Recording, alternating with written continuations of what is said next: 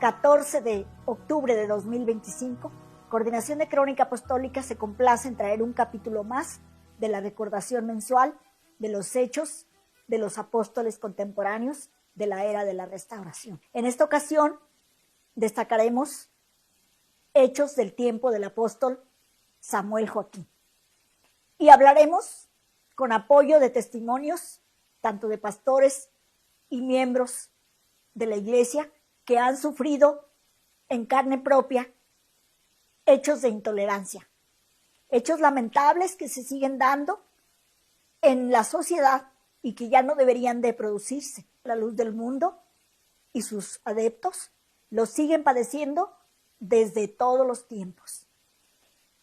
Nos referimos a un caso particular, el caso de la Mixtequita, Oaxaca. Una pequeña comunidad que, habiendo empezado a profesar la doctrina de Jesucristo, predicada por el apóstol Samuel, sus ministros y obreros enviados a ese lugar, sufrieron intolerancias terribles que terminaron con golpes, heridas y expulsión de la comunidad, viéndose los hermanos en la necesidad de abandonar el lugar y renunciar a sus propiedades, a sus pertenencias, a sus tierras, para asentarse en otro lugar en donde pudieran profesar libremente sus creencias. Aunque ya desde 1978 la Comisión Interamericana de Derechos Humanos establecía que había protección y garantía para que todas las personas fueran libres de profesar el credo que cada quien decidiera de manera libre. Pero en México se seguían dando esos casos de intolerancia. En la luz del mundo luchamos porque se erradique y por eso deseamos difundir estos hechos para que los conozcan las presentes y futuras generaciones y sigan trabajando por construir un mundo con paz, en donde todos podamos profesar la religión y credo que voluntariamente hemos decidido abrazar. Para describir ese hecho lamentable, hemos solicitado el apoyo de algunos ministros que fueron testigos de ese desagradable suceso de intolerancia religiosa. Los pastores Ramiro Hernández, José Oreste Sánchez, Dámaso Pelayo y el diácono evangelista Delfino López, y la comunidad que avala sus dichos y cuyas fotos y vivencias revisten este documental, en el cual podemos ver qué terrible fue aquel momento de intolerancia religiosa que vivieron nuestros hermanos de la Mixtequita. Escucharemos pues enseguida los testimonios de nuestros hermanos.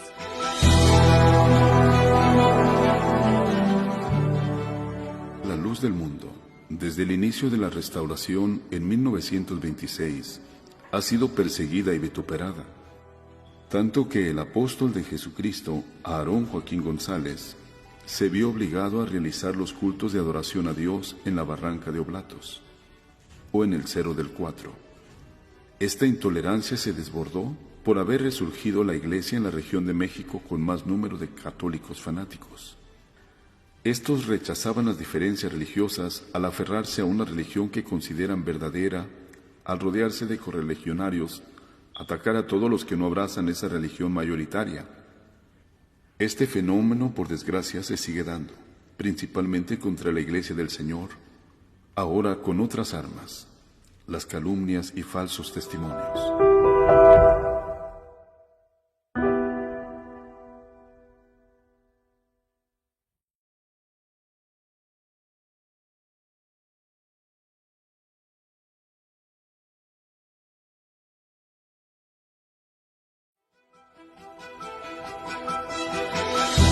Inicia por primera vez la iglesia en la Mixtequita.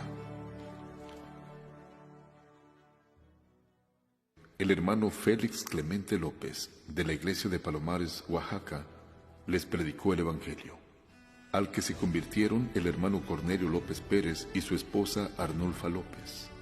Ellos fueron las primeras almas que abrazaron la doctrina en la comunidad de la Mixtequita e invitados por el ministro Daniel Valerio a celebrar la Santa Cena en Guadalajara. Ahí se bautizaron y a su regreso empezaron a predicar a los familiares. Pero cuando los ejidatarios supieron que se habían convertido a la Iglesia de la Luz del Mundo, empezaron a perseguirlos y encarcelarlos, argumentando que los hermanos no respetaban las leyes de uso y costumbres que regían en esto. Mi nombre es Damaso Pelayo Soltero, pastor evangelista de la Iglesia del Señor. Y queremos narrar en este momento algunos acontecimientos que consideramos muy importantes en la vida de un creyente. Su servidor llegó a la ciudad de Oaxaca, específicamente en Palomares, en el año 1988.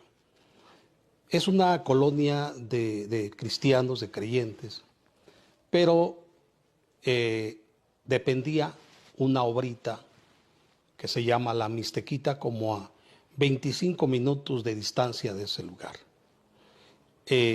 Tenía yo la encomienda de proteger, de cuidar y atender esos lugares. Había otras más, y ahí suscitó una situación pues que queremos narrar esta noche con la ayuda de Dios. Una hermana de nombre Casilda Coronel conoce la iglesia y empieza nuevamente a predicar en esa comunidad el Evangelio de Cristo. Como producto de la evangelización se convierten los siguientes hermanos: el hermano Francisco Coronel y mi madre, Rufina García Santiago. Empezaron a reunirse, mi madre les presta un lugar para hacer la oración, y las personas de la comunidad se enteraron que ya había nuevamente evangélicos, pues encarcelaron a mi madre y la metieron a la cárcel por el delito de haber donado una parte de su terreno, y ahí se hiciera la casa de oración. Y lograron meterla en la cárcel, pero no lograron quitar la fe que había en su corazón y de haber conocido a Dios. Esto enfureció más a las personas, porque se unieron ahora para ir a destruir el templo.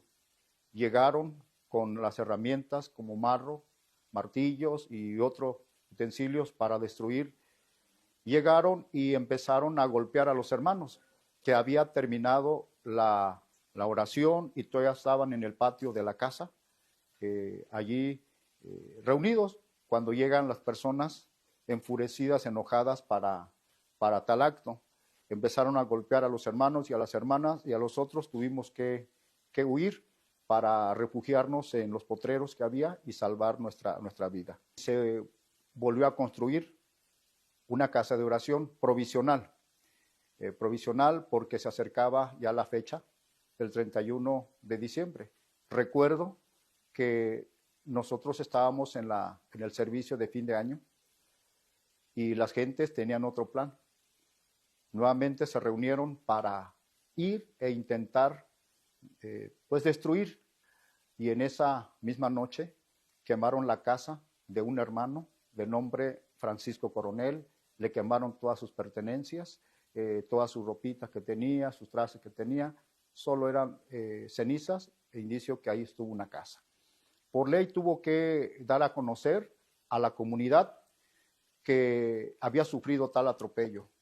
Al siguiente día los hermanos fueron a poner su queja ante las autoridades,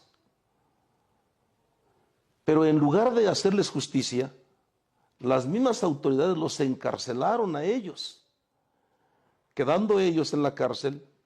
En lugar de que recibiéramos un apoyo, se enojaron, las autoridades locales se enojaron y convocaron a una reunión a toda la comunidad, en donde nos presentaron y nos dijeron que los acusábamos a ellos, y de ahí nos metieron a la cárcel a los 17 ejidatarios. Cuando llegan los otros, los encarcelan, los llaman luego a una oficina que hace las veces de dependencia municipal, para que firmaran el documento que ya tenían, donde decía que si no firmaban y se regresaban a la Iglesia Católica, serían expulsados, encarcelados. Los hermanos, con su plena convicción, no firmaron ninguno. En donde las autoridades nos decían, es para que renuncien a su Dios y renuncien a su fe y renuncien a su religión. Tal acto, Dios nos ayudó, no firmamos, era imposible que firmáramos un documento sin que supiéramos qué contenía. Sin embargo, nos regresaron a la cárcel. El pastor jurisdiccional era el hermano Ramiro Hernández López. El varón de Dios entonces le ordenó al hermano Ramiro que se trasladara al lugar de los hechos. También se trasladó el hermano Juan Carranza, que estaba en Tierra Caliente.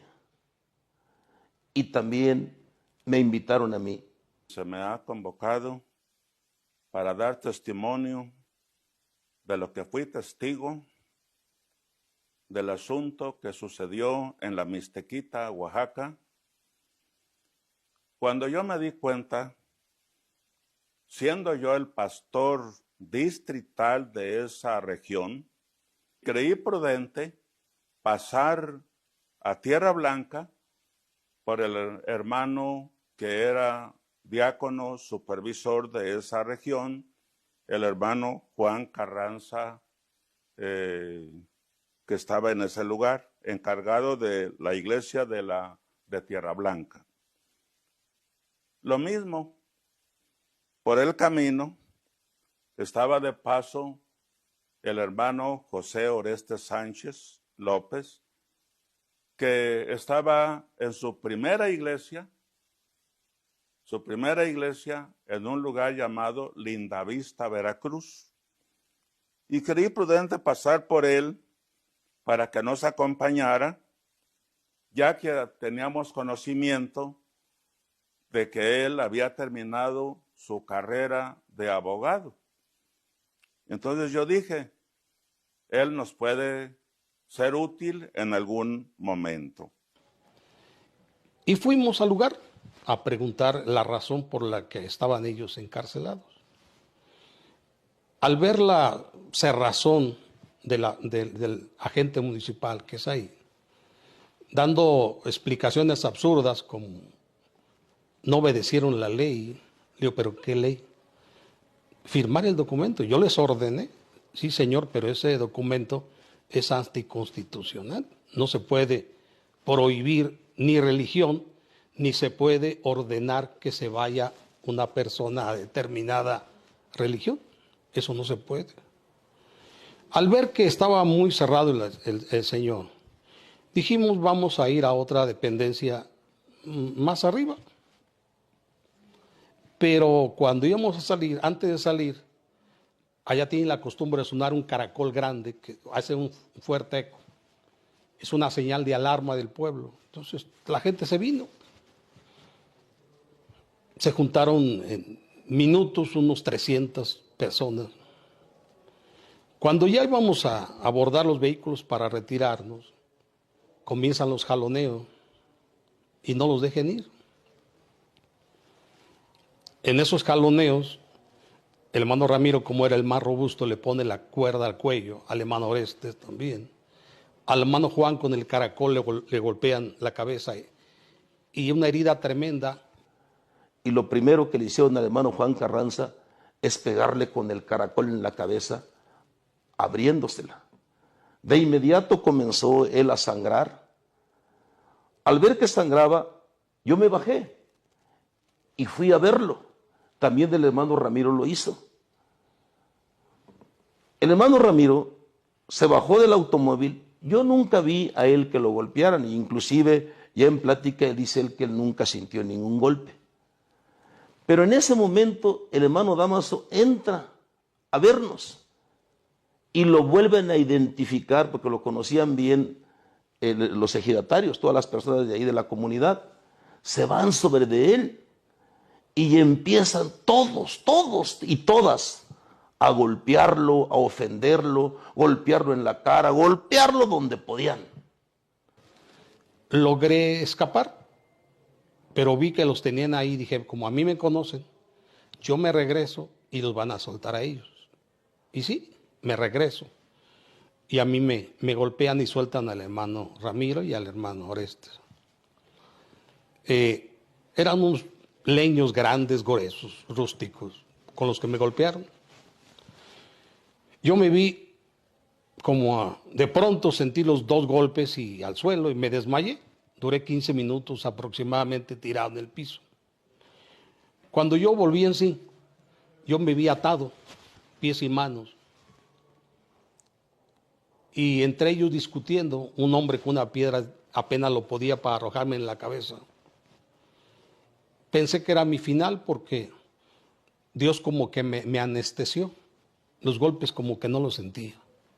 Cuando yo levanto la cara y el otro quiere soltar la piedra, uno de ellos saca un arma y le apunta en la cabeza. Y aquí dejó la piedra y me levantan y nos meten en un departamento arriba de los 15 hermanos miembros. Era un cuartito donde era como bodega. Ahí tenían herramientas, tenían palas, tenían carretillas, era una bodega. Y dice, aquí los voy a proteger para que esperen al licenciado de Ministerio Público. Porque de eso se trataba, de platicar con él para que él y el comisionado arreglaran el problema. Nos fuimos en apoyo, pero ahí nos guardó el comandante. También mi intención era ir a protegerme a la cárcel, pero ya no me dejaron. Cuando me vieron solo, no sé, 3, 4 personas me tomaron del pie derecho, otro número igual en el pie izquierdo, otros de mi mano derecha, otros de mi mano izquierda y me levantaron. Llegaron otros y me pusieron la soga y empezaron a apretar la soga. Y yo empecé a sentir desesperación. Al no estar haciendo tierra, empecé a sentir la asfixia. Pero también mis ojos comenzaron a perder visibilidad hasta que completamente, siendo las 11 de la mañana aproximadamente, me sentí como si estuviera de noche. Al hermano Juan Carranza, producto de los golpes que le dieron, le quebraron la cabeza, le rompieron, era considerable la herida que tenía. Las mismas personas que estaban hablaban y decían, llévenlo al médico. Allí en la comunidad de la Mixtequita, pues hay una clínica rural y solo un médico atendía a toda la comunidad. Fue en el año de 1989 entonces cuando tuvimos la experiencia en el poblado de la Mixtequita, Oaxaca. Cuando ya estuvimos allí en el poblado, juntamente con los hermanos, el hermano Rogelio y su grupo que lo acompañaba, el hermano Rogelio Zamora, nosotros, el hermano Ramiro Hernández, el hermano Damaso Pelayo y el hermano José Oreste Sánchez y su hermano Juan Carranza Cepeda. La gente del poblado está muy indignada, estaban enojados.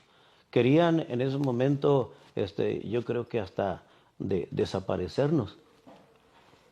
Cuando los hermanos entonces, aventones, a empujones, el hermano Rogelio y su grupo que traía, lograron salir y subirse a su vehículo, ellos se fueron, salieron. Nosotros seguíamos ahí porque era mucha la gente. Cuando quisimos nosotros también salir, ya no pudimos. La gente había rodeado el carro y aunque su hermano conduciendo el carro, el hermano Ramiro Hernández, yo quería salir y el hermano Ramiro dijo, no hermano, no podemos ni debemos hacer eso. Aquí vamos a esperar a ver qué sucede. No pasaron minutos, unos 2, 3 minutos, y nos bajaron del carro y nos empezaron a golpear. Nos empezaron a golpear.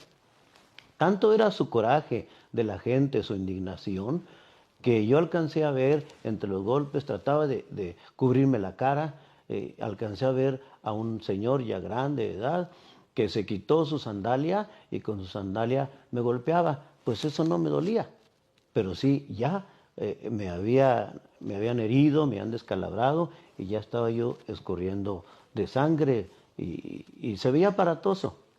A lo mejor la herida, la descalabrada no era tan grande, pero sí el médico que me curó sí me dijo que estaba profunda.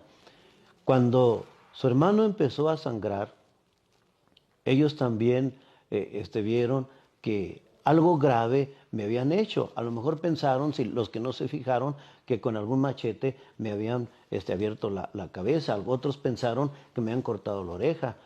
En fin, finalmente eso a mí me benefició. ¿Por qué? Porque algunos de la multitud se preocuparon. se preocuparon y empezaron a gritar que ya me dejaran, que ya me soltaran.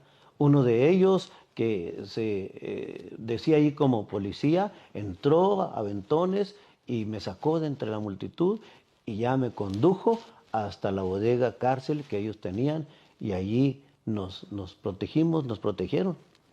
Nos dieron la indicación de que ni siquiera nos levantáramos para que no nos vieran por las ventanas de la bodega cárcel. Y permanecíamos sentados, pero yo seguía sangrando. Los hermanos se preocupaban, el hermano Ramiro, el hermano Oreste, el hermano Damaso. Éramos los 4 los que estábamos en la bodega ahí encerrados. De poco rato, no recuerdo si debe haber sido por lo menos una media hora, una hora, o quizá un poco más. Ya una persona abrió la carcelita, la bodega, y dice, el que está sangrando que salga. Fue para nosotros una cosa muy difícil. Yo vi al hermano Ramiro y a los otros hermanos que se preocuparon mucho, porque llegamos a pensar que era un pretexto solamente el decirme que me iban a curar, que me iban a atender. Y si pensamos de esa manera, entonces no hallábamos en ese momento si salir o no salir, quedarme allí. Si me quedaba allí, me podía desangrar. Y si salía y era solamente un pretexto para seguirme golpeando, pues no sabemos hasta qué grado iba a pasar las agresiones. Finalmente, yo le pregunté al hermano Ramiro Hernández, porque era el pastor en ese tiempo jurisdiccional. Le digo, hermano Ramiro, ¿salgo que me curen? Sí, dijo el hermano, vaya que lo curen. Cuando ya salgo, entonces están 4 personas, 5, y se ponen a mi derecha y a mi izquierda y dicen, señor, usted va a caminar, nos va a seguir y no levante su vista. Usted síganos porque lo vamos a llevar a que lo cure. Y yo lo seguí. Seguía gritando la gente seguía gritando, un poquito retirados, quizá a unos 20 metros, 15 metros estaban. Caminamos a una humilde casa de madera, como a unos 100 metros, yo creo, de ahí de donde estábamos, y ya llegamos, entramos a la casita y estaba el doctor efectivamente. Y los que me llevaban le dijeron al doctor, doctor, traemos a este señor para que por favor lo cure. Cuando entré, el doctor me dijo, siéntese aquí, en una pequeña silla, aquí siéntese y deje revisarlo. ¿Qué le pasó? Y ya yo le expliqué, unas personas allí me escalabraron, es todo lo que le dije, no le dije más. El doctor me empieza a revisar, dice, sí, ya se le secó la sangre, ya no está sangrando, voy a cortarle el pelo ahí, a limpiar la zona de la herida, y ya lo voy a curar. Cuando él me corta el pelo y limpia ahí la herida, entonces dice, Señor, no tengo anestesia para adormecerlo, para dormirlo y curarle. ¿Aguantará que lo cure así, sin anestesia? Dije, sí, doctor, cúreme.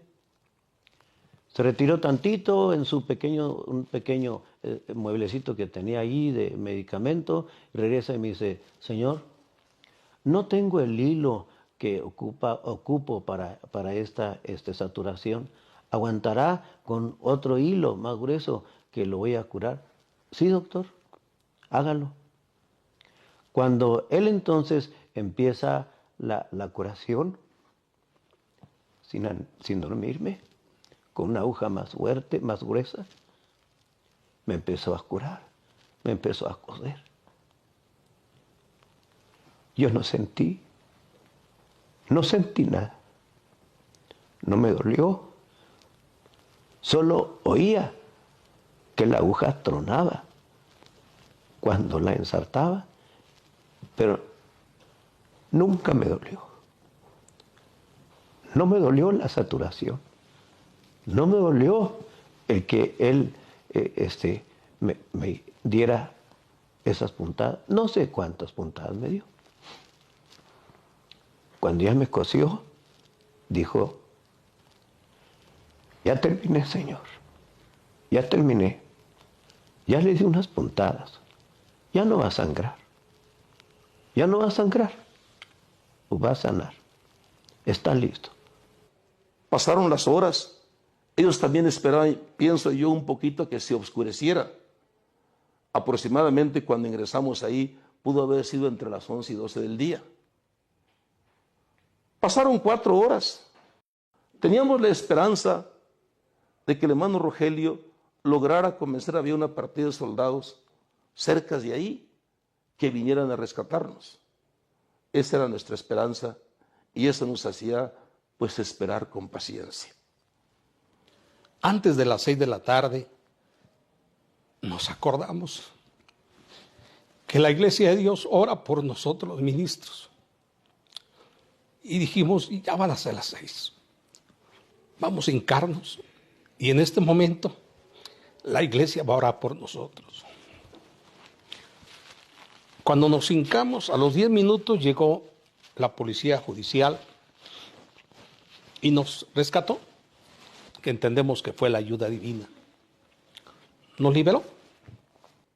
Cuando vimos que se acercaron 3 camionetas llenas de policías, pienso yo que traían 2 uniformes, pienso yo que estatales y municipales. Venían acompañados o venía al frente de ellos un agente del Ministerio Público de María Lombardo.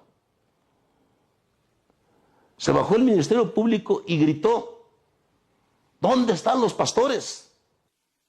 Y nosotros estábamos en la bodega. Y bueno, ya le dijeron, ahí están. Y entonces se dirigió él, primeramente, al bajarse del carro, se dirigió a la asamblea donde estaban como 300 seguidores, gentes. Pues unos eran ejidatarios y otros no, pero eran como 300 gentes que estaban ahí. Y él se fue a platicar con ellos. Y ya la gente que les dijo, no, sácalos, dice, porque vamos a darles un escarmiento para que no regresen y para que... Y el licenciado los oyó, los escuchó y dice, bien, está bien, yo quise ver qué piensan ustedes, qué opinan y por eso vengo con ustedes. Después de eso, se fue con nosotros y entró allá a la bodega. Entró a la bodega, le abrieron la puerta, el comandante le abrió la puerta y ya entró con nosotros. Y cuando nos vio, me dice, qué bueno que están vivos, qué bueno que están vivos. La estrategia es esta, yo los quiero sacar de aquí. Y van a salir, pero como estrategia, como presos.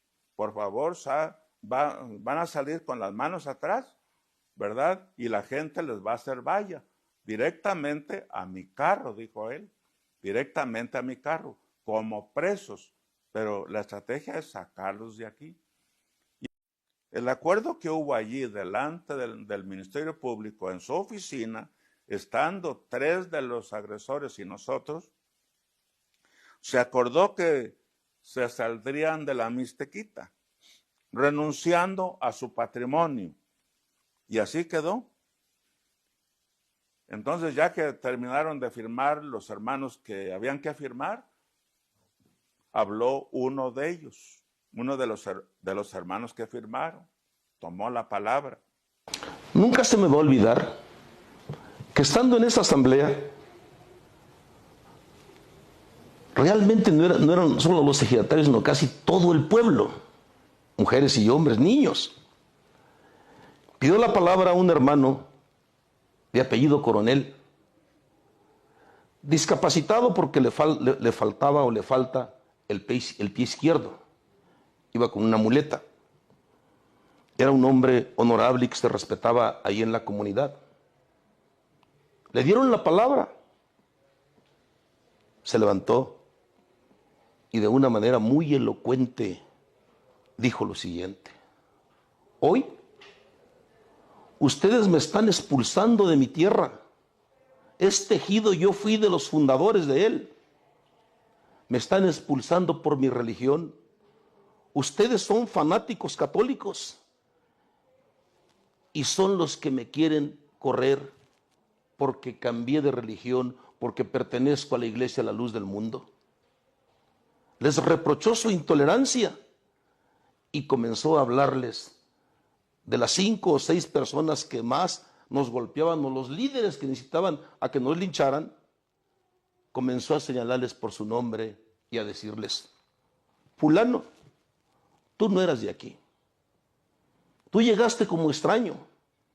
Inclusive si ahora eres ejidatario, es porque yo hice los trámites para que te reconocieran como ejidatario. Tú, sutano, eres un delincuente. Te vinieron a acusar aquí de diferentes robos. Para mí eras un joven inquieto y ahora me acusas y me quieres correr porque tengo una religión diferente a la tuya. Le dijo a otro: tú, cuando llegaste aquí, maltratabas a tus hijos, los golpeabas. Tus hijos venían conmigo. Yo te iba a aconsejar a tu casa. Siempre te di un consejo bueno, un consejo de amigo, un consejo de compañero. Y ahora me quieres correr. Has quemado el templo y quieres despojarme de mis derechos agrarios. Me quieres sacar de la casa, me están sacando de la casa porque la asamblea tenía ese objetivo. Era para de leerles que desde ese momento, si no se volvían a la religión católica, eran expulsados y además desconocidos de sus derechos agrarios. Cuando el hermano estaba hablando, había un silencio entre todos los que escuchaban. A los que les dirigía la palabra agachaban la cabeza. No sabían qué decir, porque era verdad. Era un hombre honorable, era un hombre de verdad, era un hombre que Dios había tomado su corazón. El apóstol de Jesucristo, Samuel Joaquín Flores, nos dio una encomienda. Me interesa la vida de ellos. Si está en peligro su vida, sácalos. Si tú ves que peligran allí, sácalos. Pero diles algo. Diles que lo hagan con la frente en alto, cantando alabanzas. Que no hay nada de qué avergonzarse. Y que Dios los va a bendecir más de lo que no teman por lo que pierdan. Dios les va a multiplicar. Me acuerdo que cuando sacábamos nuestras cositas, las gentes se burlaban de nosotros. Nos decían: se van a morir de hambre, van a regresar con nosotros, van a rogarnos para que le devolvamos sus tierras y le demos hasta trabajo. Y eso no nos hacía sentirnos mal, sino nos alegraba. Y me acuerdo que nos invitamos, así como íbamos con la camioneta saliendo del lugar, cantábamos el himno que dice: ahora, Señor, que me encuentro a tu lado, huyó la tristeza de mi corazón. Este canto lo entonábamos con ímpetu, con fortaleza, porque sabíamos en quién creemos y también que había un hombre de Dios. Llegamos nuevamente a Palomares. Los hermanos nos acogieron en sus casas mientras estuvimos unos meses en lo que se compró un terreno para que formáramos una nueva colonia. Teníamos la bendición del apóstol Samuel. Y entonces logramos un terreno donde se formó una colonia que hoy se llama Betel.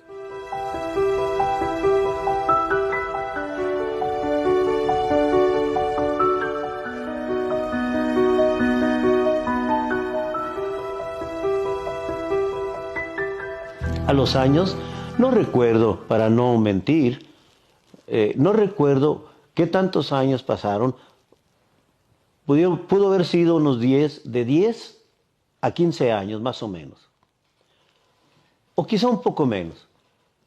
Cuando llega un hermano a mi cuartito donde yo me hospedo aquí en los departamentos de Jericó, yo estoy adentro y oigo la voz que dice: tocan, le abren al hermano, ¿qué se le ofrece? Le pregunta a alguien de la casa, de la familia, y el hermano contesta: vengo buscando al hermano Juan Carranza. ¿Aquí vive? Yo estoy oyendo desde adentro y le contestan al hermano: sí, aquí vive.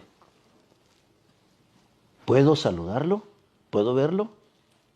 Cuando él está diciendo eso, yo ya estoy saliendo a la puerta. Yo estoy acercándome a la puerta. Sí, hermano, le digo, aquí estoy, yo soy Juan Carranza. ¿Qué se le ofrece, hermano? Yo no lo conocía. ¿Qué se le ofrece? Hermano, ¿me permite hablar unas 3 palabras con usted? ¿Cómo no, hermano? Pase. y siéntese. Se sentó, dígame, hermano. Entonces el hermano dijo, hermano, yo soy de la Mixtequita, Oaxaca. Quise venir a verlo, porque yo estuve cuando ustedes los golpearon. Yo estuve allí, estaba muy pequeño, pero ahí estuve. Ya estoy grande, vea usted, hermano, ya estoy grande. Y vine a pedirle perdón, porque yo soy hermano, porque yo me he bautizado, yo ya soy bautizado, hermano. Vine a verlo y a pedirle perdón y a decirle